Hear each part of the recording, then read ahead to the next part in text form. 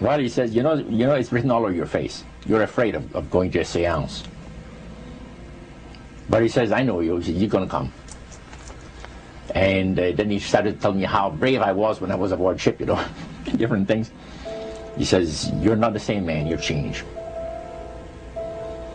You're chicken. That's all I needed to hear. I said, when do we go to a seance? So one Saturday evening, we were in the place. It was the first time, very beautiful place. The medium was a lady.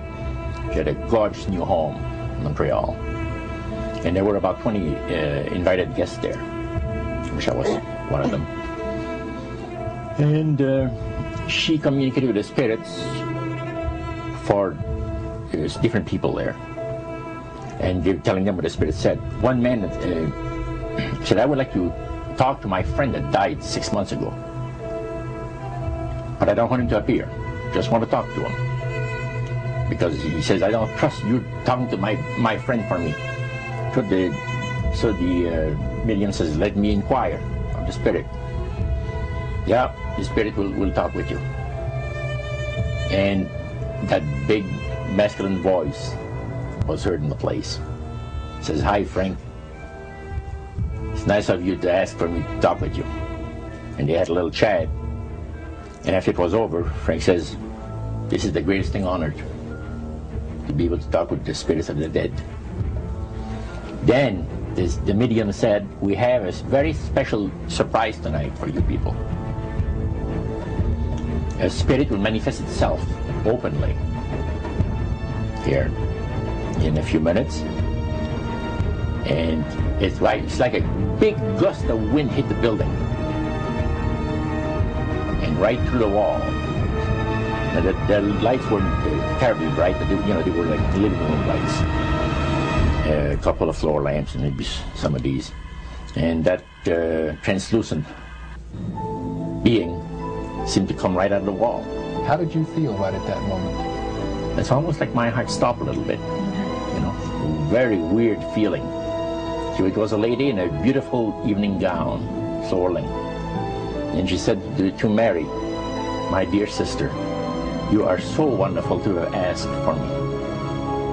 And Mary fainted and fell right off her chair on the floor. And a couple of guys jumped up and picked her up, and spirit gone. And that was the beginning of it. That's how you got into it. Yeah, that's the way I got into it. After a while, you see, there's something interesting about the human mind. You can adjust an awful lot of stuff. You can adjust to a lot of things that would terrify you to begin with. After a while, they become common and ordinary. So you mean contact with the supernatural can become commonplace and ordinary and doesn't bother anybody? Yeah. In other words, the more that you do it, you're not uncomfortable. That's right. It's just not an uneasy feeling. Yeah. So how did you feel about it? Then I got into a secret society that worshiped the spirits, you see. Well, how is that different from the seance, Roger? It happens that the seance are not involving in many ways.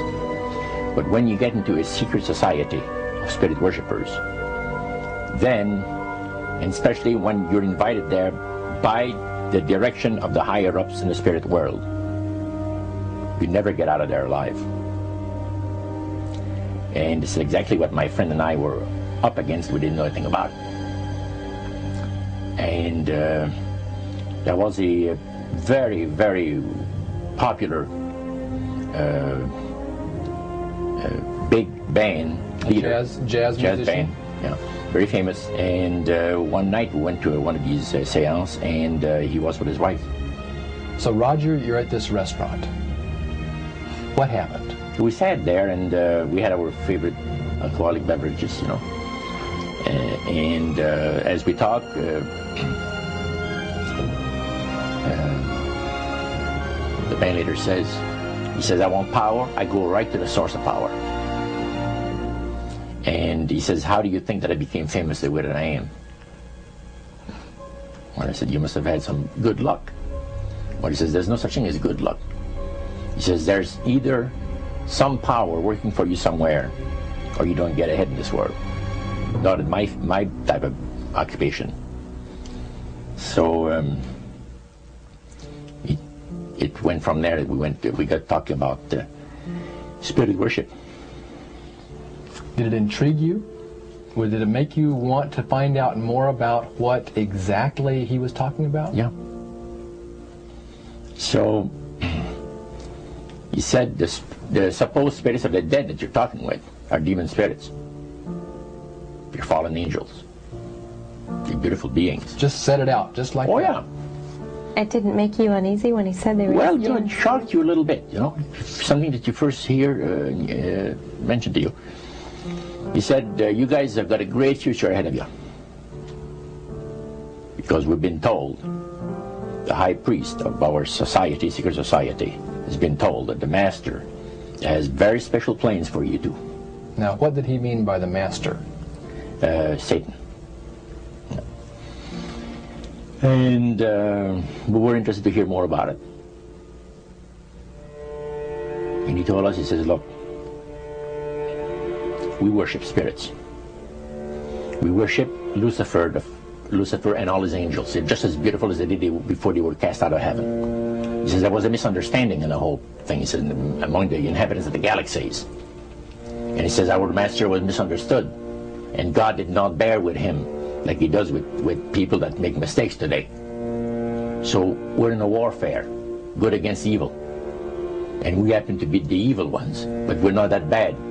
He says, I look at this business between the forces of good and evil.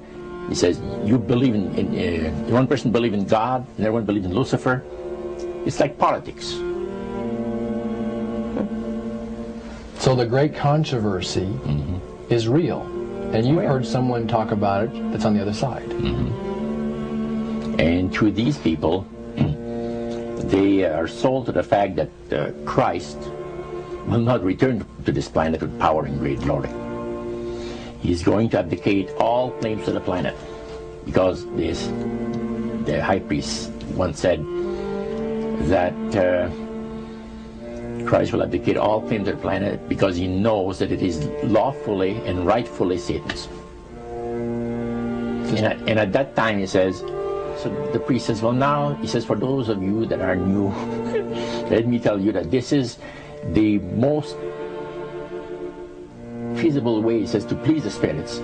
It's to deride Christ and his people, and his church and all that. So they sing out of Christian hymnals. They didn't sing Christian words to the hymns, however. Well, they changed a lot of them. Yeah. And not for it's a form of blasphemy. Yeah. Such as you see today in the rock music world. You see the entertainers, they have these crosses. The ladies got earrings, crosses. The guys got crosses. This is a form of blasphemy, a form of deriding Christ. You see. Spirits cause the people to do that, to find pleasure in wearing this type of emblem, which is the cross is the emblem of the crucifixion of Christ to the Christians. Better to reign in hell than serve in heaven, is that it? Why not? I'm here on the ground with my nose in it since the whole thing began.